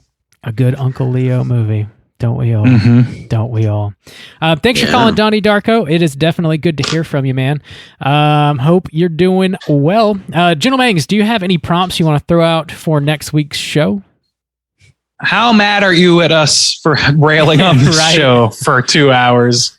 It's just so much easier and more engaging to talk about flaws. Sorry. What are you doing for spooky season? Anybody kicking it off? Are you jumping right into the autumn stuff, or you gotta temper yourself a little bit? I gotta ease into it myself. Yeah, I think some people do legit go right into like Halloween themed movies and stuff. I definitely hold some stuff back, like Over the Garden Wall, until the weather changes. But there's some, so a good recommendation. I was listening to our old Beetlejuice episode, and that one was a good kind of ease in because it shot a lot with a lot of good sunshine, and it's not a particular season, but then it's got some great spooky vibes inside of it and stuff like that. So I was like, oh yeah, Beetlejuice is a Beetlemang. That's a good one to kind of get into for the season. Can't believe nobody called in and gave us a movie turned horror like we asked last week. Oh yeah, somebody posted Forgetting Sarah Marshall, which is funny because I thought of that like during the week too. I was like, I gotta mention that. Somebody posted. I was like, that's a good call. That was a really good call. Yeah, I would love that shit. Well, call in and let us know how you're kicking off your spooky season. Are you going to go full into it, or are you going to ease yourself into it? And with what? What are you watching? Hit us up at 904-638-3231. Speaking of what we're going to be watching this week, we're going to be back with a brand new show. As always, we're going to be tackling the first Patreon pick of the third quarter of the year, which is going to be Godzilla from 1998. Oh, this is your moment. Speaking of the baby, damn. That's me. This is your time, Bob. Your favorite Godzilla. We've covered quite a bit of Godzilla films at this point. A lot of kaiju movies. It's my time. It's all been leading up to the Matthew Broderick opus. It's my time. Back to the senses. This is my friend. What happens when you infuse Godzilla with Batman? What happens when you mix Jimmy Page and Sean P. Diddy Combs? You get the banger of the century is what you get. The century. This one was chosen by Brandon. Shouts outs to Brandon. Thanks for supporting us on Patreon and picking a flick. Slam Godzilla 98 into your eyeballs. Get ready for next week's show. Also slam the soundtrack into your ear holes because we will be discussing that as well. It's got some good shit on it. It does. I think. I think. I did have that compact disc. Anyway, we'll save that for next week. Until next week, please rate, review, and subscribe to us on iTunes. You can hit us up on Twitter at STR8_chilling, on Instagram at Straight Chilling Podcast. You can actually no longer send us an email through the website, right, Randy? Is that correct? No, yeah, because it's exclusively spammers that get us that way. So please, every day. Yeah, so we contact us through Instagram. Also, you can send us an email just at straightchillingpodcast@gmail.com. That's true. If you want to straightchillingpodcast@gmail.com. Yeah, if you want to join us on our daily Slack channel conversations, just hit us up on one of those social media outlets, and I'll send you a link so you can do so. And until next week, as always, all you mother truckers, please keep chilling. Yeah, that's not creepy.